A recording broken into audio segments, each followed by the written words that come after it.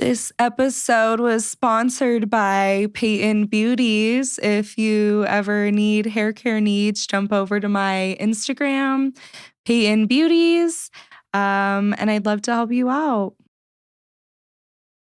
Thank you, everyone, for listening to our podcast. We've had such a blast, and I'm going to continue the journey on a new project. So please follow my Instagram, Peyton_May_ to stay tuned on the latest news. Thank you.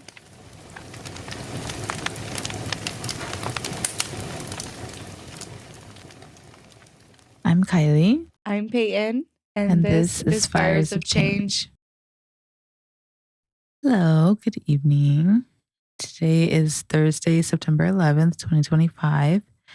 And I just realized 9/11. Yeah, I know. I remembered earlier today. And yeah, we wanted to welcome you to today's episode where we are going to be talking about immigration and how some of today's laws and policies kind of parallel with some laws and policies of the past, as well as on a more lighthearted note, kind of just read some Reddit stories for you all, since we haven't done that haven't given a whole episode for that in a little bit. But before we get into that, as always, I will send it over to Peyton so she can get into the current events of this week. Thanks, Kylie. Okay, so it's been kind of a crazy week. So to start, yesterday, September 10th, some Epstein documents were released. Not the list or anything, but it was from like his journal, I guess. But a bunch of pages were released. So we'll start there. And obviously more of the shit incriminated Trump even further. So then what also happened yesterday was at I believe it was like a campus in Utah, this super right-wing political activist, that they're calling him, which I think he's just like a right-wing nut job, but he basically got shot in the neck, and his name was Charlie Kirk. And for those of you who don't know who he is a very extremist, like white Christian nationalist. Honestly, I would say pushes Nazi rhetoric, pushes white supremacy rhetoric. Yeah, literally any minority group he is actively against. He said incredibly racist things, incredibly homophobic things. Obviously really fucked up to the trans community. Literally, again, every community out there. So for me, I don't understand why people are so bent up about it, because the same day that happened, we also had a school shooting here in Colorado, at Evergreen High School. And yeah, it's like I saw more people post about the fucking Charlie Kirk than I did about any of the school shootings, even just the one that happened with Minnesota not that long ago. I saw fucking nothing about that. But this extremist, white Christian nationalist, Nazi propaganda piece of shit is just spreading hate speech over and over and over again. And for people that are like, oh, freedom of speech, well, he's a fucking dumbass and he has no back to what he's saying, and he literally is just spreading hate speech. And so I personally don't feel bad for someone like that, because it's kind of like you reap what you sow. But yeah, that's kind of currently what's going on this week about all that. Yes, a very eventful week. And yeah, I agree. You reap what you sow. The tongue is mighty powerful. So I mean, just the fact that he had said that in order to keep the Second Amendment around, we should, like, we're just going to have to basically sacrifice people in order to keep them. And like, it's okay that people die due to gun violence because we need our guns.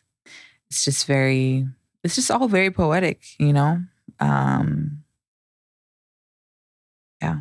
I too don't have any sympathy. And I think people are really showing their hand and because people really love to pick and choose in terms of morality and empathy. Mind you, this is a person who said he doesn't believe in empathy, um, or, doesn't empathize with people. So why should Yeah, we? he believes it's a weakness. So, hey, by his terms, I have no empathy for that man. Like, Yeah, you know, it is what it is. It's very entertaining to me. and also, I feel like for the people that like are like religious or whatever, it's like that. There's like a proverb where it's basically like there's a couple different variations, but it's like those who live by the sword die by the sword. Or there's also, if you're like more religious, there's also um Matthew 26:52, and it's Jesus says, "Return your sword to its place, for all those who take up the sword will perish by the sword." So it's like in multiple different analogies of it across the board. It just it's that, and for someone who thinks he's such a Christian, like, it's just like, don't you know that? If you're gonna be over here and defending guns to the point, like Kylie said, where he agrees that it's okay that there's human lives lost, then it's just like he died for the cause he believed in. And so it's just like, for anyone to be sad about that, he literally spewed this rhetoric over and over and over again talking about school shootings when innocent little kids are dying. And he's just basically like, you know what? It's fine because we need our Second Amendment right. And it's just like, he found out. And also, I will like to add on this. I think it's interesting that the Epstein documents came out. And I will say Charlie Kirk did say that he was kind of someone pushing for the Epstein files to be released. And so I personally, like we were kind of talking about it earlier, but I personally think that this whole thing was kind of a setup because let's be honest, that was like a kill shot, one shot, like right in the neck, like from really far away. They miraculously didn't really catch anyone. So, like, I don't know. What a better person to make basically a political propaganda stunt where the right was kind of losing, from what I saw and heard, was losing faith in Trump because of all this Epstein shit. And then to go and create another like crazy scandal around it where people could get riled up about it and have this like cohesive thing. Because what I've seen some people are saying is like, oh my God, he was like a brother in Christ and blah, blah, blah, blah, blah. And so the fact that people are like empathizing with this horrible, horrendous person, like they know what they're doing. Like this isn't something new. The government kills people all the time. Like we've seen it happen over and over and over again. And so I don't know. I just think that's interesting, but that's all for entertainment purposes. So Yeah, we got to add that. yeah. um, yeah, I just think life is very interesting and things play out in very interesting ways. So, Mm-hmm. He was saying all those things and never expected to be a victim of Mm-hmm. of gun violence, Yeah. And it's no one is excused, or no one, not excused, but no one is exempt from that happening to them. It could happen to literally anyone and everyone. And that's what people are trying to convey. Like, this is, so I don't know, maybe this will show people, okay, maybe we do need some fucking gun laws and protection. I don't know. We'll see. Time will tell for sure. But on a lighter note, I'm gonna go ahead and share one of the Reddit stories that I have. Let's see. Okay, so this is from the subreddit I don't work here, lady. Ooh, this sounds good. The title is Spoiled Woman Insists I Let Her Skip the Line. In New York City nightlife, bouncers at large bars are usually black men. Fitting that demographic, drunk strangers somewhat frequently assume I am security. Usually it's somewhat funny, like people handing me their ID if I am anywhere near the door or asking where the bathroom is after while I'm clearly dancing with friends. One evening in my early 20s, I was on the Lower East Side chatting with friends while waiting in a long line for a popular bar. A woman in her late 20s who I had never met walks up from the street, interrupts our conversation, and states, "You're the bouncer who said I could skip the line."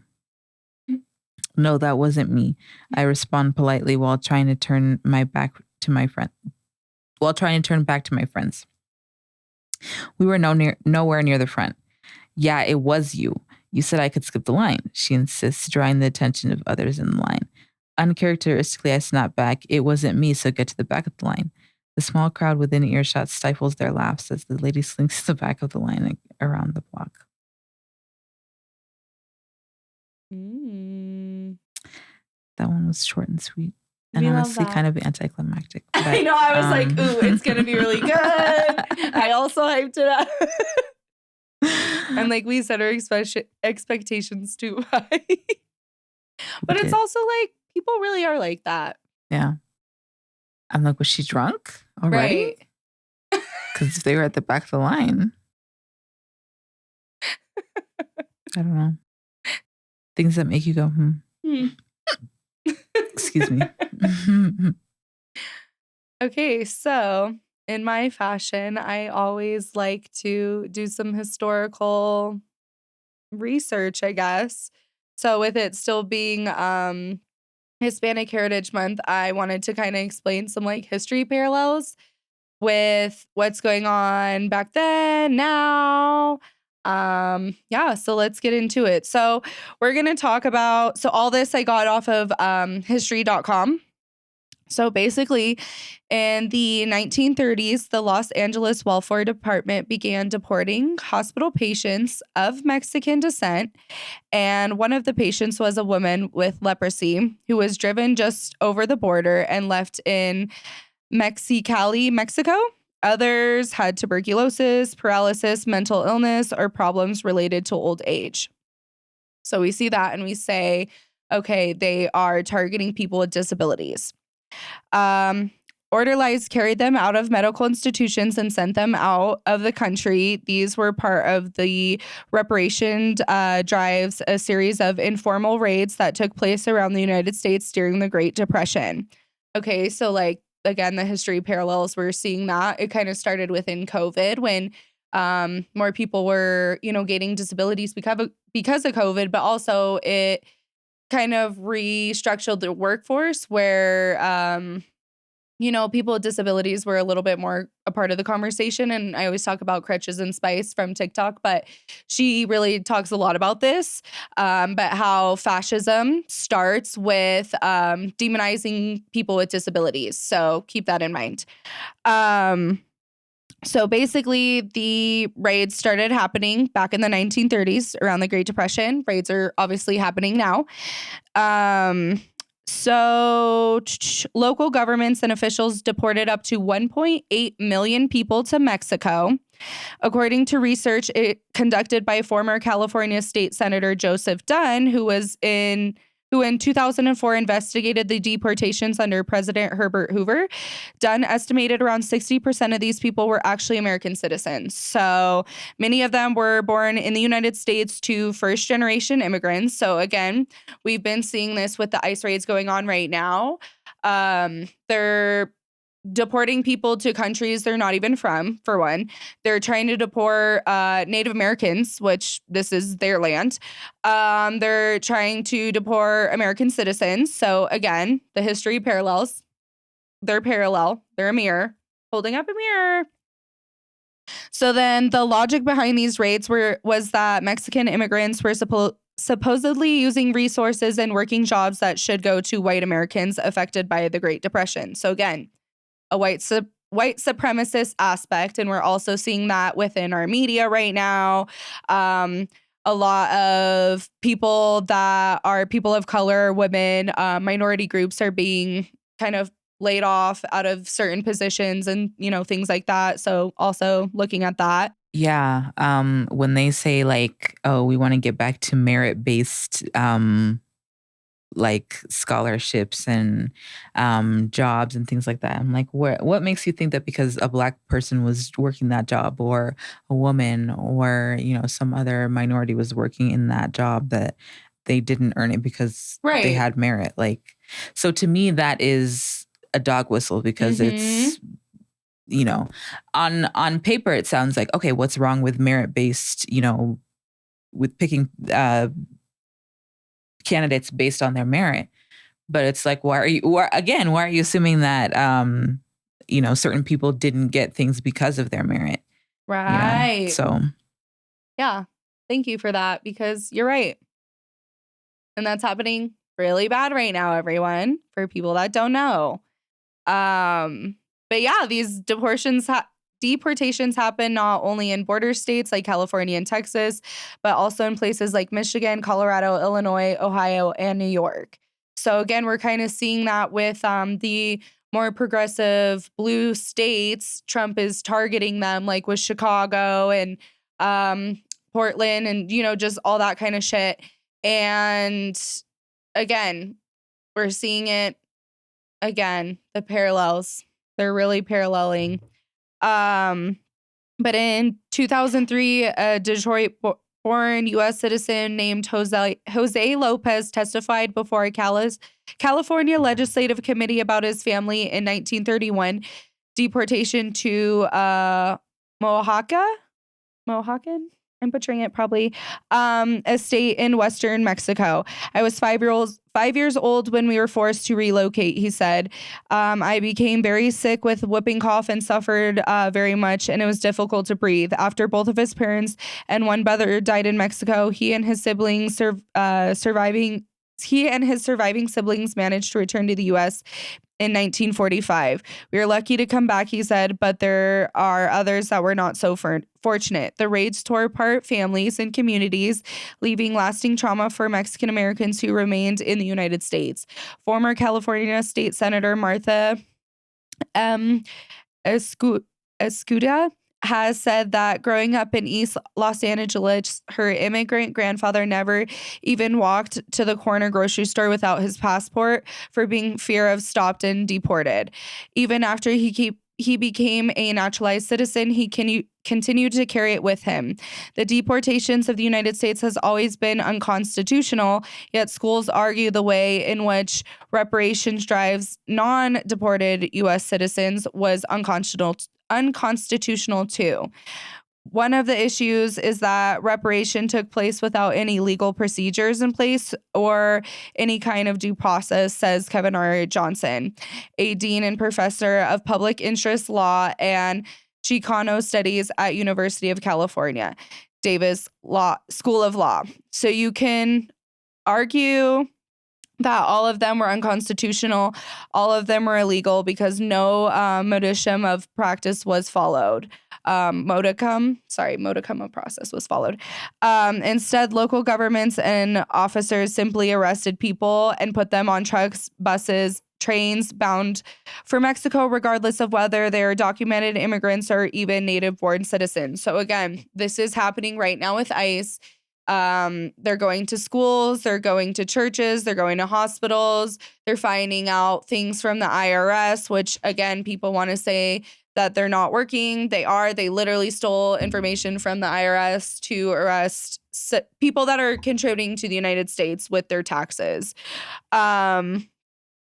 So yeah, regardless of whether they are documented immigrants or not even, they were doing it. So deporters rounded up children and adults however they could, often raiding public places where they thought Mexican Americans hung out. In 1931, one Los Angeles raid rounded up more than 400 people at La Pasita Park and deported them to Mexico. Although the federal government in 1930s did prosecute 44,000 people under Section 1325, the same law that criminalizes unauthorized limited entry, these criminal prosecutions were separate from local raids, which were informal and lacked any due process. Johnson pointed out that active groups of lawyers advocated on behalf of immigrants today. In the 1930s, there was nothing like that. Although there was no federal law or executive order authorizing the 1930 raids, President Herbert Hoover's administration, which used the slogan "American jobs for real Americans," implicitly approved of them. So again, like, we're seeing this rhetoric come from the president that basically demonize a group of people and create fear mongering. And so his Secretary of Labor, William Doak, also helped pass local laws and arranged arguments that prevented Mexican Americans from holding jobs. Some laws banned Mexican Americans from government employment, regardless of their citizenship status. Meanwhile, companies like Ford, U.S. Steel, and the Southern Pacific Railroad agreed to lay off thousands of Mexican American workers. So then again, we're looking at it from a systematic perspective of now the government is getting involved in making sure Mexican Americans cannot hold a job, are being laid off. So again, they're being targeted. So, however, modern economists who studied the effects of 1930s reparation drives on cities argue that the raids did not boost local economies. Shocker. The reparation of Mexicans, who were mostly laborers and farmers, reduced demand for other jobs mainly held by natives, such as skilled craftsmanship, managerial, administrative, and sales job. Write The Economist in a 2017 academic paper circulated by nonpartisan National Bureau of Economic Research. In fact, our estimates suggest that we may have further increased the levels in unemployment and depressed their wages. So again, being racist doesn't help fucking anyone, and it fucks up the economy, which is what's going to happen again. So then Hoover lost the presidential election in 1932 because of the voters who are now referring to shanty towns as Hoovervilles, blaming him for the ongoing depression. Indeed, Hoover's decision to raise import tariffs. Wow, parallel, ding, ding, ding. Who it raised tariffs? Trump did. To prolong the depression at home and abroad. The next president, Franklin D. Roosevelt, didn't officially sanction the reparation drives, but neither did he suppress them. These raids continued under his administration and only really died out during World War II when the U.S. began. So then this is now where we in history go to the Bracero program, because they basically were like, we're going to deport everyone. Again, 1.8 million Mexican people, 60% of Mexican Americans. And we don't want you because you're stealing our jobs. Oh, wait, now World War II is happening and we have to send all basically the able-bodied men to go fight in this war. Oh, now our economy is doing even worse. Well, now we need help. Oh, let's bring back all the people we basically fucked over. And so this basically started in 1942 and lasted till 1964. But yeah, there's a bunch of like history and stuff out there about this program, but a lot of people's like grandparents and stuff are it's really not that far removed. But yeah, so they basically had people come over here and it was kind of fucked up. Like, did they get paid what they're supposed to? No. And they did say to some of them that they're going to get citizenship, and not all of them did and stuff. So fucked over a group of people again. So yeah, that's my history lesson of the day. Yes, thank you for sharing that. Definitely a lot of things that have been recycled from the past are, we're now seeing again in current with what's going on currently. So yeah, definitely things to keep an eye on. There was something else that I was meaning to say, but Oh wait, we talked about the Hyundai workers. Oh, yes.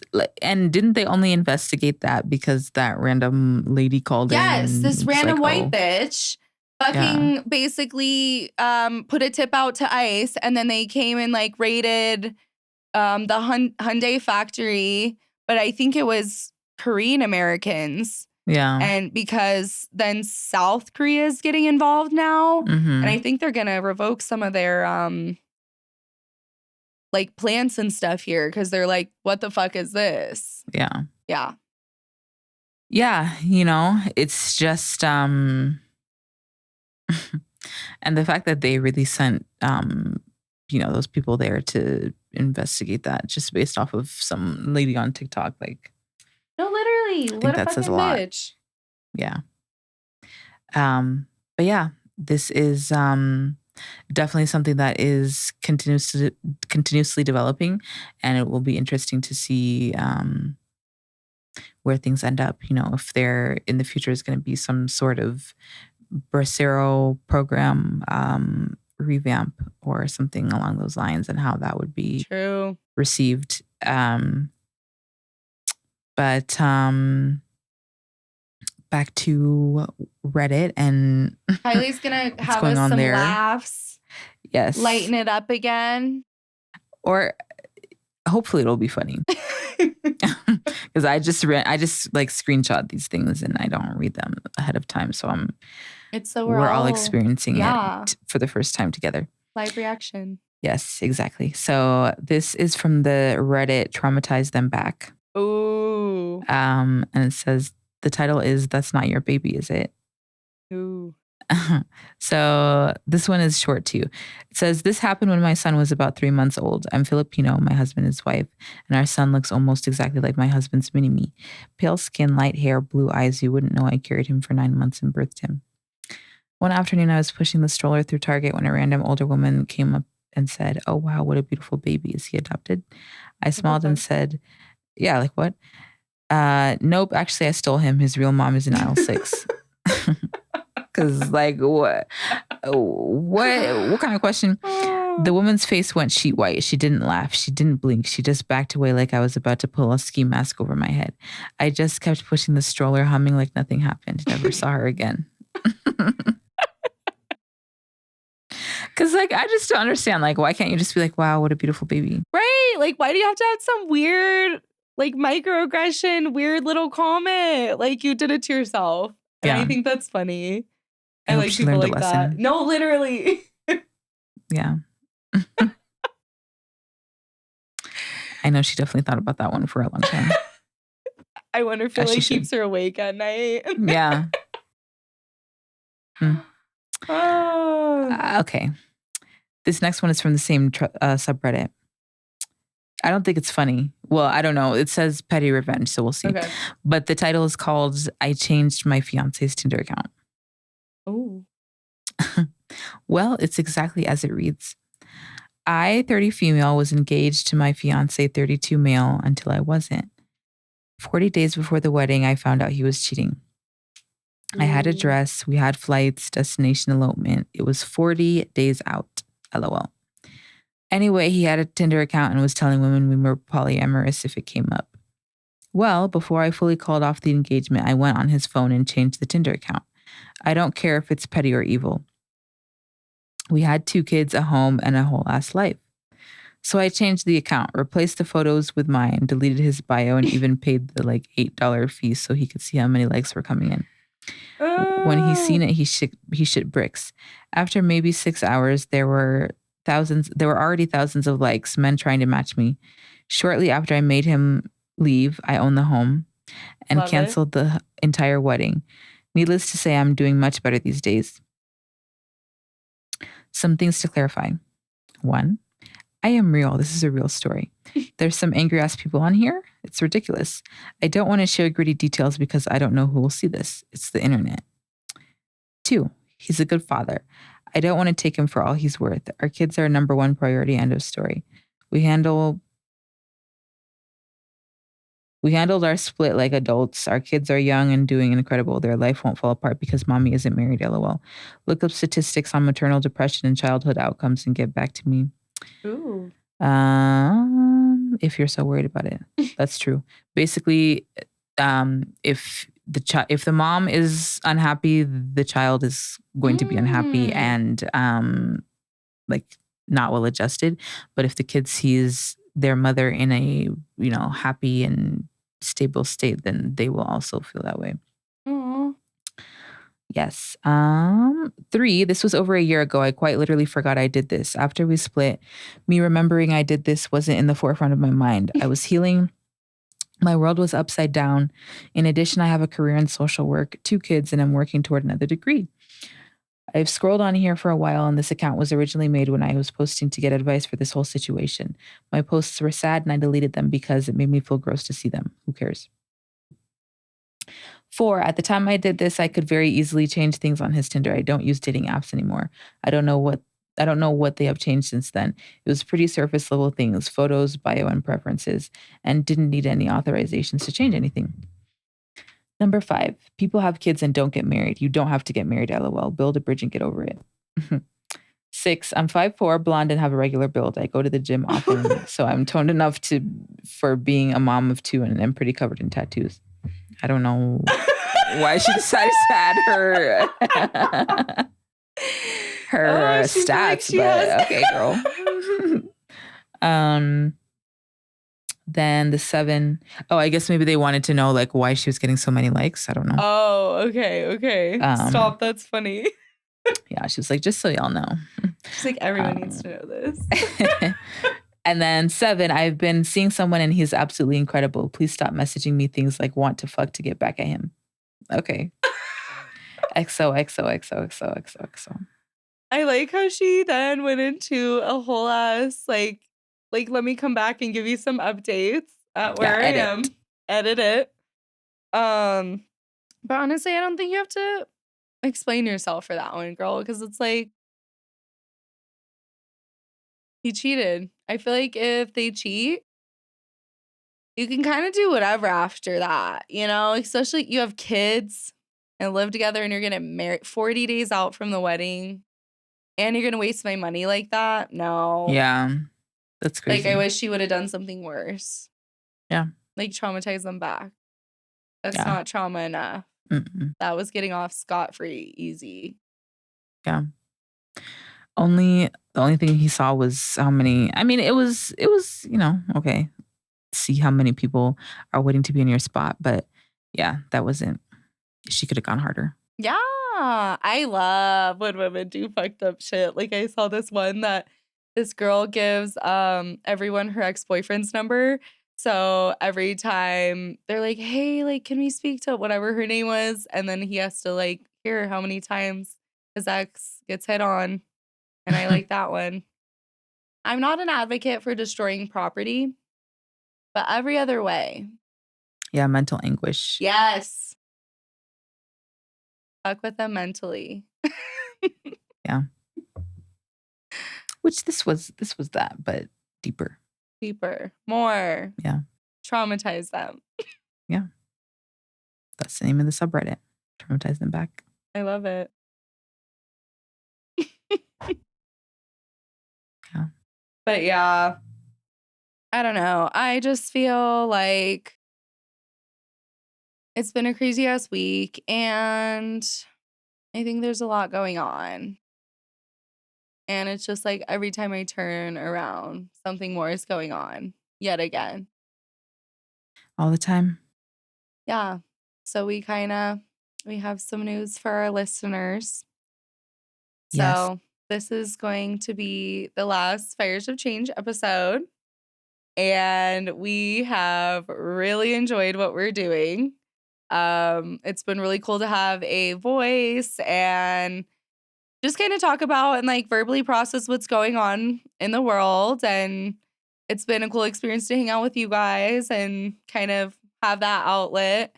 But yeah, we're gonna take a break and just the wind is taking us some other places. And so yeah, I'll probably continue maybe doing some stuff, but I think I'm gonna start trying to learn how to do more TikTok stuff.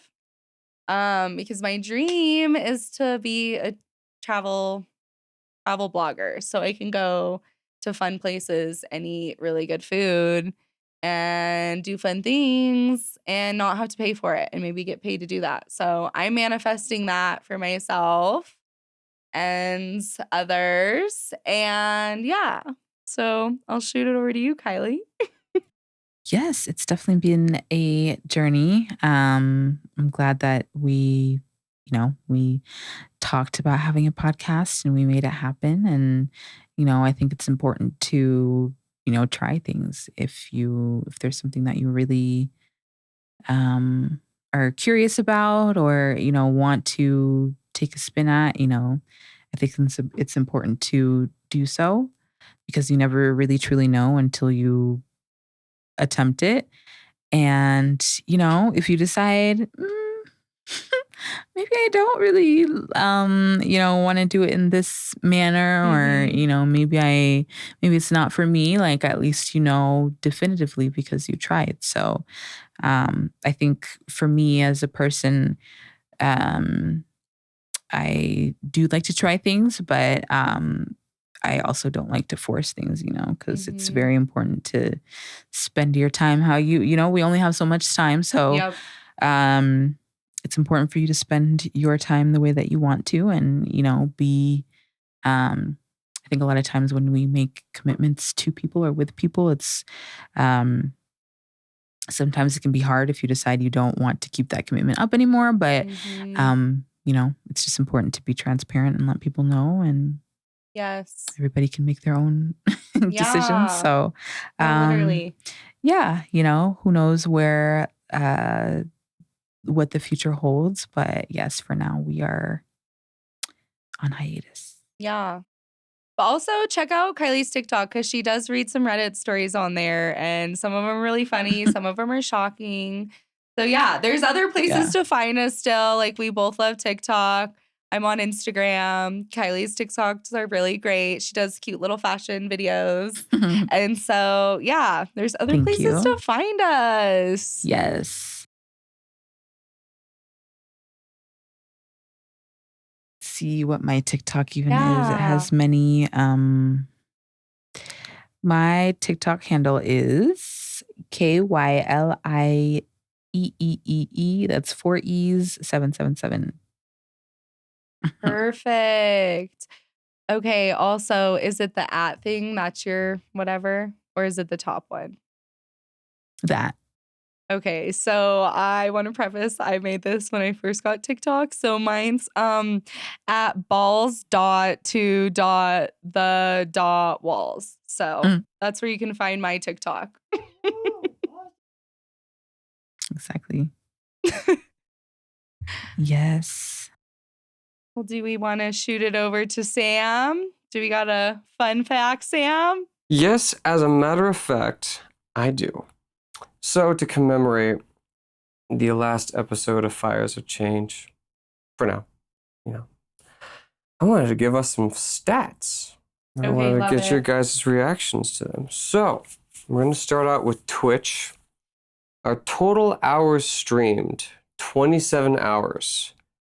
Wow. Number of days streamed, 21 days. Okay, Mm, perfect. Number of followers that we accrued is 6. Ooh. Our best streamed day was Thursday, August 21st, with a total average viewers of 2.2. okay. A total of 20 unique viewers. Mm, A Ooh. total of 15 unique chatters. okay. Perfect. All right, now I'm going to switch it over to YouTube. YouTube, our most viewed video was episode 21, Jeans versus Jeans, Oh, with 20 views. Okay. We love it. accrued 3 subscribers. We had 61 total views across our whole catalog of videos, and our total watch time was 1.7 hours. Mm, Woo! All right, and now this one I saved for last for a reason. Spotify, our Woo! first platform that we started on. Our best episode was episode number 1, A Perfect. Blaze is Born, with 59 views. Our cool. total plays across every episode has been 231. Mm, Woo! Our total consumed hours are 66. Wow. Total followers are 20. Woo. Longest episode was episode number 11, A Gift from Aries, with a total time of 1 hour, 39 minutes, and 39 seconds. Our shortest episode was episode number 16, celebrating AAPI month, with 36 minutes and 8 seconds. And that has been Sam's final fun fact. Aww. Thank you for the stats, Sam. We appreciate you. And yeah, we couldn't have done Fires of Change without you. So thank you for all of your help and your wisdom. Shout out, Sam. Woo! The brains behind the camera. Exactly. Okay. Well, we just want to thank all of our listeners and watchers for just coming along this journey with us. And like Kylie said, we're happy we tried it out and figured out, what we like, what we don't like. I loved learning from these two fabulous people. So thank you, everyone, for supporting us. We love you all. Yes, thank you so much for your love and support, and see you on the flip side. I'm Kylie. I'm Peyton. And this has been Fires of Change.